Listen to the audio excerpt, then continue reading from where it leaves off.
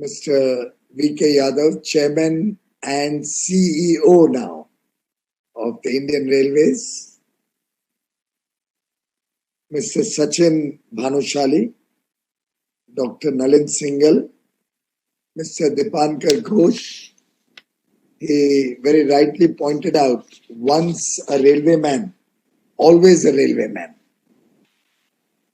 And all the distinguished participants in this CII Rail Connect 2020 brainstorming session, if I can call it so, on how we can leverage partnerships for an Atmanirbhar Railways contributing to Atmanirbhar Bharat. I really appreciate your efforts to bring all stakeholders, both domestic and global, manufacturers, operators, technology providers on one platform.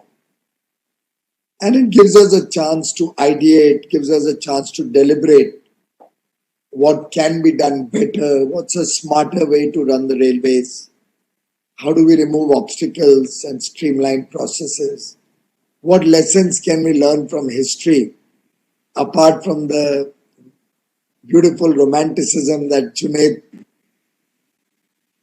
which is of course an integral part of our both history, culture and identity. Lessons from history about what to unlearn from so many years of working. Lessons from history about what can be done or what should be the focus area of the Indian Railways. All of these are extremely relevant today when we are trying to reimagine the future of Indian Railways. The Prime Minister has very rightly identified the railways as the engine of growth for India. Bharat की विकास यात्रा का एक बहुत प्रमुख अंग भारतीय railway रहेगा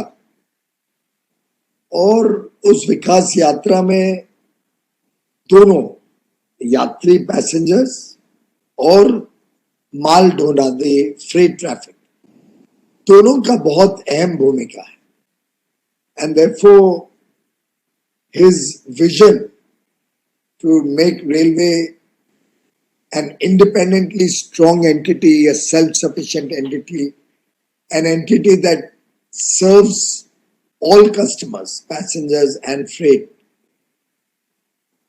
with modern technology, with safety, with good conveniences, and to take a cue from Junaid, gives our passengers a really satisfying experience, a world-class experience, makes their journey a delight and brings back that romanticism into the railways that Junaid is remembering. We have, as Chairman rightly pointed out, used the COVID period while on the one hand to serve the people of India through continuous movement of freight trains and through the Shramik Expresses which moved our migrants to their homes when they were very keen to get out of the cities particularly and go home. But also use this period to reinvigorate our own processes, do a deep dive into the working of the railways, study what we can do smarter and better, make policy changes as Chairman just articulated on a variety of fronts. And amongst the various changes that we have embarked on is also our effort to engage more and more with the private sector, engage more and more with technology, try and leverage public-private partnerships to make the overall effort to invest over $500 billion in making Indian Railways truly world-class, to make the Indian Railways truly safe to travel with, comfortable and efficient. Towards that end, I think it's time we transform the minds of Indian Railways, mind of our people, the mind of our policies and processes and procedures. Institutional mind, in a way, is being reinvented or redesigned to align itself with contemporary reality and reposition the Indian Railways at the right level where it should have been, rather than losing modal share in freight, rather than losing high-paying customers to the airlines. We are making a serious effort to bring back larger freight share so that the railways becomes self-sufficient also in its finances. But we are also looking at bringing back passengers to the railways with a good experience, a good travel experience. In fact, one data point that is very interesting, which reflects the working under Prime Minister Modi over the last 6 years, is the fact that our largest cost increase has been on two things: salary and pensions and investments. On all other parameters, the railways has been successful in reining in costs while at the same time improving quality of service. We were assessing the last 6 years. The cost of salary, wages, allowances and pensions has gone up nearly 60% in the last 6 years, largely after the implementation of the 7th Pay Commission. Our interest cost has also gone up modestly. It'll increase certainly in the years to come because of the great trust on infrastructure development and newer projects. We have in fact now reached a level of nearly 3.5 to 4x in terms of our investments on capex in the railways than what it used to be 7 or 10 years ago. We are at about 3.5 or 4x that level today. This year our capex plan is probably over $20 billion, over 1.5 lakh crores, of which in the first 5 months we have already spent about 50,000 crores, 48 or 50,000 crores. So we are well on track to achieve our investment target, which continuously for the last 6 years has been growing year on year, reflecting our effort to improve the infrastructure both for passengers and our freight traffic.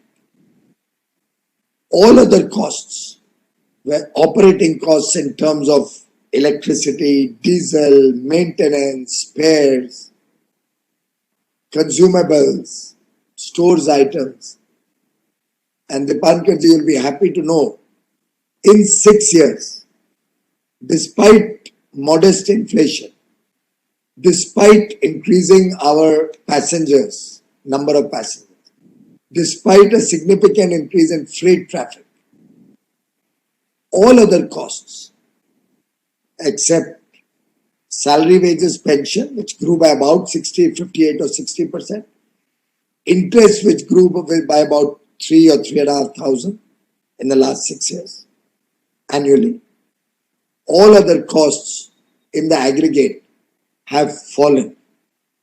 They have actually fallen over the last 6 years in the aggregate. Normal course one would have imagined with inflation and larger GTKM, as they call it, the gross traffic kilometer, all other costs should have also gone up. But we've been able to maintain our cost efficiency. And now we are looking at the mindset of the railways. We are looking at what needs to change in terms of operating parameters.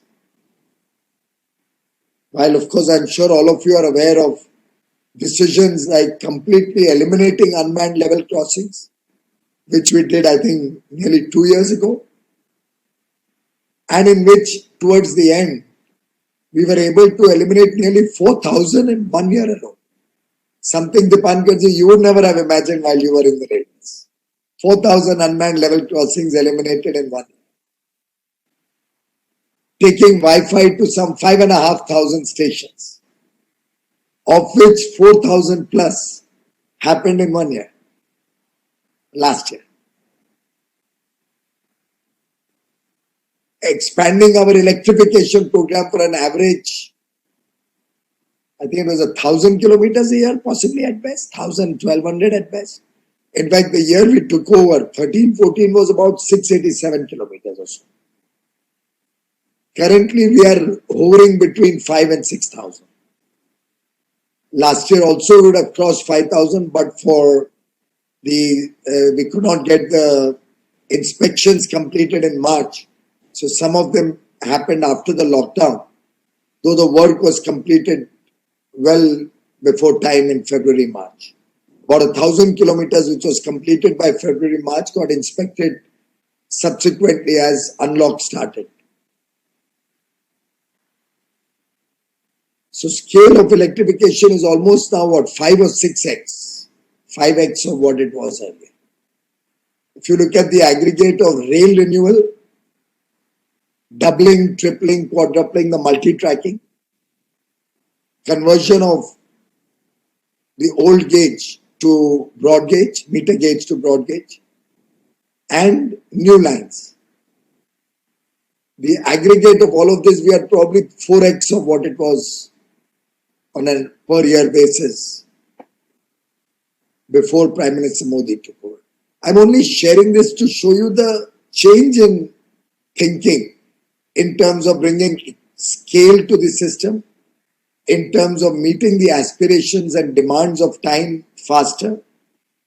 I'm sure you're all aware, since you are all connected with the railways, that over the last 50-60 years, while freight traffic and number of passengers increased by nearly 15 or 16 times, so 1,500% increase in freight and passenger traffic, the infrastructure barely increased by 35 odd percent.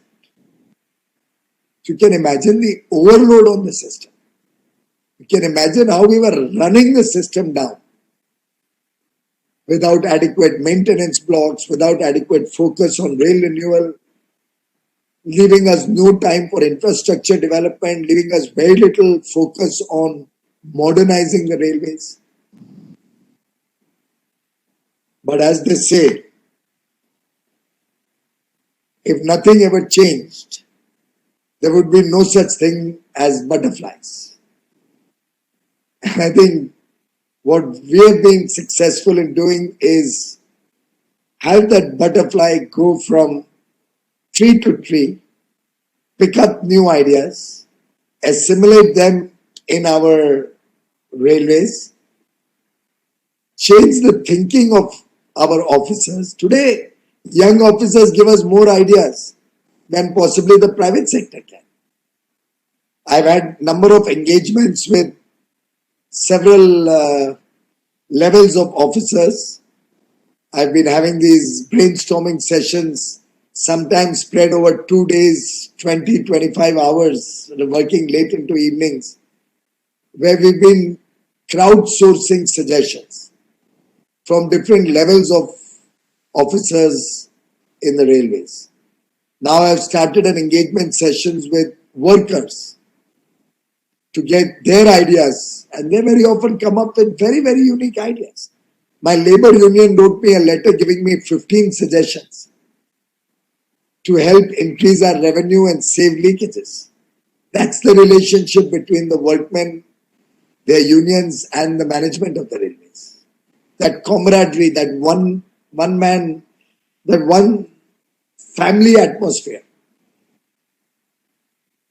where the entire rail family today is thinking differently, is thinking what we can do to improve things.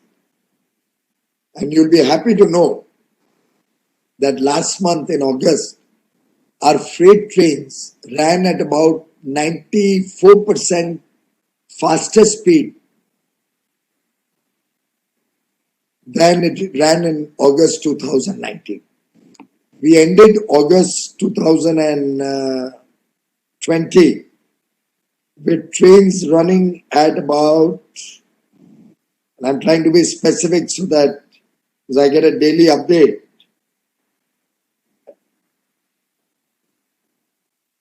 as on 31st August, the freight train speed, average speed was 46.81 kilometers per hour for August, as against 24.17 kilometers per hour for August 19, which is 94% faster speed. In terms of loading, we loaded for the month 94.33 million tons as against 91.02 million tons in August 19. That's 104%. So in the midst of our unlock, Railways has already crossed our freight loading of last year. And you'll be happy to know that in the first 6 days of September, as per the report I got at my morning 9 a.m. In fact, today it came early, 8:48 a.m. It's my normally 9 o'clock report. As of the first 6 days of September, the railways, again, in terms of speed, is at 94% higher than last year. In terms of freight loading, we are at 10% higher than last year in the first 6 days. Chandrajit, I hope you let all your members know this and invite them to use the railways and help me increase from my 10% growth in terms of loading for the first 6 days of this month and help me do better. And my aim is to go up to a 20% plus loading in the railways, for which a number of policies, some of which Chairman mentioned, number of new initiative, new policies have been crafted. We are taking, yesterday I think, Mr. Yadav, in our meeting, we must have taken at least 6 or 7 new policy decisions on freight. And now, instead of customer coming to the railways, we have business development units in every division reaching out to customers. I have people actually calling me up and telling me it's a shock when we receive a call from the railways asking for a meeting to come and discuss freight. Otherwise, it was said the railway officer will be sitting in his chair and you have to go and plead for a rate, or often keep booking rates knowing full well you won't get it. So you book 50 rates knowing that you will get 10 or 12. But you book that in anticipation of getting 10 or 12. Today you book 10 rates, we will be behind your back, why don't you make it 12? And that's that change in culture of the railways that I think is holding us in good stead, is helping us to work in partnership with the private sector. As Chairman mentioned, I've interacted with multimodal transport operators, with courier companies, e-commerce companies. In fact, recently we set up a special task force to work with courier companies and see how we can facilitate movement of courier packages faster. And given that we now have timetabled parcel trains running irrespective of load, not like the old times, if the load is not there, the train won't run. We have timetabled Kisan Rail working for agricultural produce irrespective of load. Though, by the way, the first train had carried something like 94 tons. Now we are carrying over 350 tons in that same train. Once a facility is available, people use it. And it's not even 1 month old. I think we launched the service in August first week. And in 1 month, the traffic has quadrupled. Parcel trains I believe have the potential to transform small packages moving across the country. Now we are carrying out studies, and CII should help me in that. Which are the routes where trucks move long distances? Every such route, I will have trains where you don't need a full train load or rake load. You can book small lots, you can book few wagons, whatever you like. Piecemeal booking. So if somebody has one truck to move, he can take half a wagon. If he has 6 trucks to move, he can take 3 wagons or whatever is the capacity. I don't want to get into all that detail. The idea is that we want to provide safe, swift, punctual, efficient, and cost-effective solutions to our customers. And in that, I'm open to all ideas from the partners, because Atmanirbhar Bharat or Atmanirbhar Railway is about you and me together. Atmanirbhar Bharat needs an Atmanirbhar Railway, but Atmanirbhar Railway needs an Atmanirbhar partner, which is you, the private sector. Though, of course, let me clarify for the umpteenth number of time, Atmanirbhar is not about stopping imports. It's not about closing the doors. I want new technologies. I'm willing to get every new technology in railways from any and everywhere in the world to further improve the railways. So after all, I want the bullet train to come in, because that will transform the passenger experience in India. And it's known wherever fast, rapid transport came in, it was not about the investment alone. It's about the whole ecosystem that develops around it. It's about the manufacturing capabilities that will come into India, which will help us to export bullet trains to other countries. It is about the entire region undergoing a transformation and improving the economic activity wherever the bullet trains or fast trains or high-speed, semi-high-speed trains will come up. We have identified, apart from the one which is already in progress, 7 more sectors where we'll be opening it up to the private sector. Totally. As Junaidji rightly said, we are looking to work where our tracks, and they are public property, will always remain government property, public property, but will become a carrier for any and everybody who wants to run their freight train or passenger trains through transparent processes. So we are opening up, I think, 96 routes, and 151 private trains are being invited to come and operate on the Indian system, give passengers a new experience, and of course, give railway earnings also. We need to increase our revenue to be able to cross-subsidize our services for the poor and the middle class, a lot of which even today are being provided at very, very, very low costs. And to my mind, the Indian Railways today is hungry for ideas, hungry for engaging with all of you to really become a service provider of choice. And therefore, my submission is, even if you think the idea is impractical, even if through your deliberations you come up with ideas which one may think that, we've worked with the railways 40 years, it's just not possible, it's impossible. Please appreciate, nothing is impossible today. We are open to all ideas.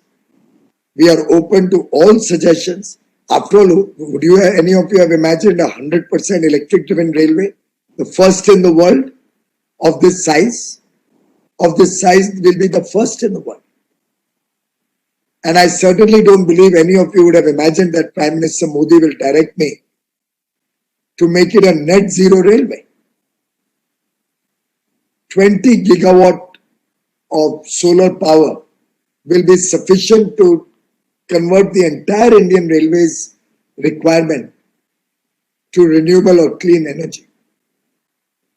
Now, initially, I may have a banking problem. So I'll be using whatever I can during the day, banking the rest. But as storage costs come down, my first step will be to add batteries or storage so that peak hours can be taken care of. Moment I've taken care of peak hours and the day is directly fed in by renewable energy, then the balanced night power will be a very small element. And as storage costs at some point come down, I may even convert that to storage and actually use the entire electricity directly.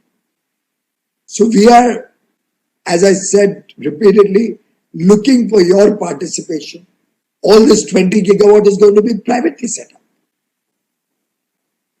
Some places I may have to take 26% equity for that captive power generation certification.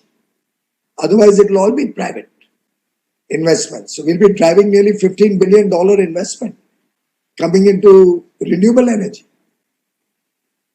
And the railways paying for it is like the government of India check. It's the safest bet. Actually, I think it'll be the best contract that would be coming out for renewable energy, and I'm hoping for competitive bids. And for me, look at the game-changing thought, the holistic vision that railway works on.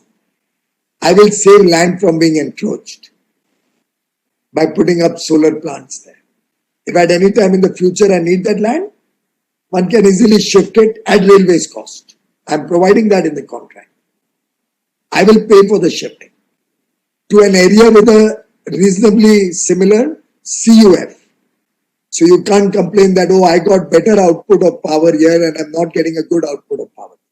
He'll make sure you go to a similar area. So the output, the power, the plant capacity or output is about similar. To protect the solar panels, you'll put up a wall.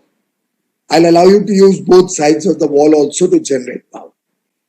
But I will get a boundary wall along the railway track also free of charge, which is necessary for my running fast high-speed trains or increasing the speed of trains. And of course, I'll be serving the global effort as a responsible global citizen. I, as in your railway, will be serving the world, bringing down carbon emissions and becoming a role model for other railways to follow. And that is how we are articulating and planning different aspects in the railways in terms of smart yards, in terms of modernizing maintenance technologies, bringing modern technologies for maintenance, bringing economies of scale. I don't know if you're aware, we've completely stopped ICF coaches. Dipankar ji, you wouldn't have imagined that in your 35 years of service, I think, that you would see the end of ICF coaches being produced. And 1,000 coach manufacturing factory in Raebareli, of course, probably started in 2008, but which until 2014 had not produced a single coach. Junaid, my factory in Raebareli started in 2008, the work on it, plant and machinery came in 10 or 11. Till 14, coaches were coming from Kapurthala and Chennai. We were painting them there and doing the fitment of, the seats and all of that. That's all. And we were calling it production in the Raebareli factory. August 2014, the general manager got appointed. Staff started getting appointed, otherwise they were all being seconded. I think the first coach made there came out somewhere in August, September 14. It's a plant designed to manufacture 1,000 coaches.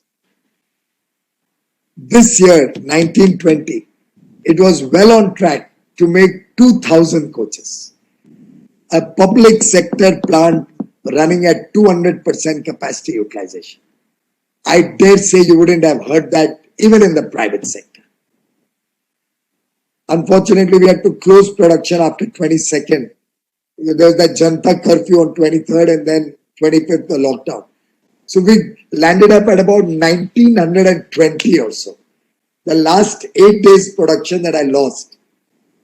And my people kept calling me up, sir, allow us to run this plant at least. We want to cross 2000 this year. But it was a lockdown where we were all equally responsible and we couldn't make up that 75, 80 coaches. That would have made it a record of 2000. So I can keep going on and on with examples of the new way of working in the new railways that we are trying to create. But I think let me stop here. Let me thank CII, Junaid, you personally, Dipankarji, Nalin, Sachin, Soma, and all other participants on the panel and all the viewers of this very important program that you have set up. I can only say teamwork makes the dream work. And let's bring back to the Indian Railways in partnership with all of you and your support